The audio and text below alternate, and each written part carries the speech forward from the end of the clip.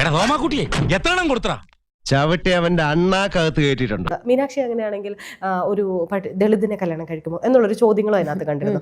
മീനാക്ഷി അതിനോട് എങ്ങനെയാ കാണുന്നത്?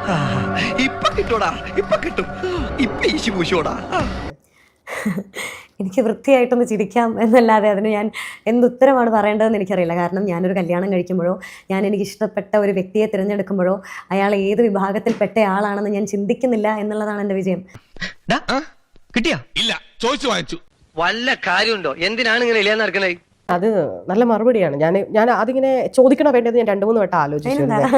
എന്തായിരിക്കാം നിങ്ങൾക്ക് പേഴ്സണലി ഫീൽ ചെയ്യുമോ? അതായത് വേറെ അല്ല, ഇവർ കാരണം കമന്റ്സുകൾ ഞാൻ കണ്ടിരുന്നു. അതിനെ തുടർന്നാണ് ഞാനിത് ചോദിക്കണം എന്ന് ഞാൻ വിചാരിച്ചത്. മതി, തിരക്കില്ല.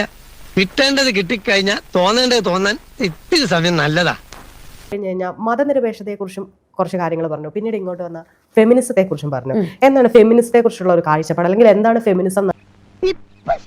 സ്ത്രീ പുരുഷ വ്യത്യാസമില്ലാതെ സ്ത്രീയും പുരുഷനും രണ്ട് ശാരീരിക അവസ്ഥയിൽ നിൽക്കുന്ന ആളാണ്. അതേ ശാരീരിക വ്യത്യസ്തതയിൽ നിന്നുകൊണ്ട് തന്നെ അവർക്ക് തുല്യ അവസരം എന്നുള്ളതാണ് നമ്മുടെ സമൂഹത്തിൽ വേണ്ടത്, അല്ലേ? അതാണ് നമ്മുടെ സമൂഹത്തിൽ നടക്കേണ്ടത്. അപ്പം എൻ്റെ ഫെമിനിസം സ്ത്രീ ആയിക്കോട്ടെ പുരുഷനായിക്കോട്ടെ ആരുമാവാം, നമ്മുടെ അതേ അവസരങ്ങളുള്ള ഒരാളെ അവരുടെ അവസരങ്ങളിൽ നിന്നും വിലക്കിക്കൊണ്ട് നമ്മുടേതായിട്ടുള്ള മൂല്യങ്ങളോ അവസരങ്ങളോ നേടാൻ ശ്രമിക്കുന്നത് തെറ്റാണ് എന്ന് തന്നെ ഞാൻ പറയും. എന്നാലും മലയാളത്തിൽ നിനക്ക് ഇത്ര വിവരം എന്ന് വിചാരിച്ചിട്ടില്ല. അതൊക്കെ ആവശ്യമുള്ളപ്പോ എടുത്ത് കാഴ്ചയാ മതിയല്ലോ എന്ന് കരുതിയ. ഫെമിനിസം ഒരിക്കലും പുരുഷന് മുന്നിൽ നിൽക്കണം എന്ന് പറയുന്നതല്ല, അല്ലെങ്കിൽ പുരുഷനെ പോലെ ആവണം എന്ന് പറയുന്നതല്ല ഫെമിനിസം. ഇക്വാലിറ്റി വേണ്ട പലരും പറയുമ്പോൾ വരുന്ന ഒരു മിസ്റ്റേക്ക് ആയിരിക്കാം മേ ബി നമുക്ക് പുരുഷനെ പോലെ തുല്യത വേണം എന്നുള്ളത്. നമ്മൾ പുരുഷനെ ആ പറച്ചിൽ തന്നെ ഒരു പ്രശ്നമുണ്ട്. പുരുഷനെ പോലെ ആവുക എന്നുള്ളതല്ല തുല്യത, മറിച്ച് ഏത് ജെൻഡർ ആയാലും ഒരേ അവസരങ്ങൾ, തുല്യ അവസരങ്ങൾ എന്നുള്ളതാണ് അവിടെ തുല്യത എന്നതുകൊണ്ട്.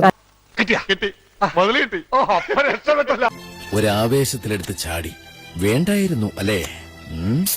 വിട്ടവളി ആന പിടിച്ചാ കിട്ടൂ.